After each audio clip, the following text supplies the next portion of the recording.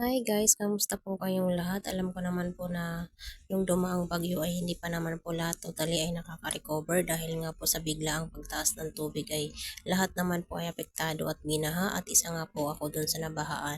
At ito nga pala guys yung mga labahing iniwan sa akin ng bagyong Enteng. Pinasok po kasi yung bahay namin ng baha. Hindi po kami nakapaghanda at akala namin na hindi aabutin ng baha. Kaya yun po guys, napakarami kong labahin na iniwan sa akin ng bahang Enteng at kailangan ko pang mag-rent ng washing kasi wala po kaming washing. Hindi ko po kakayanin na manumanuhin labahan niyan. Kaya napakarami nga talaga guys. Halos kasi lahat ng damit namin ay nabasa talaga.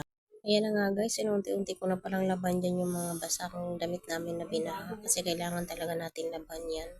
At habang ako ay naglalaba ay nagpapasalamat din naman ako kasi kahit papano sa dumaang baha na yun ay wala naman nangyari sa pamilya ko. Safe pa rin naman kami kaya thank you pa rin. Hindi katulad kasi sa ibang lugar na halos wala talaga natira sa kanila.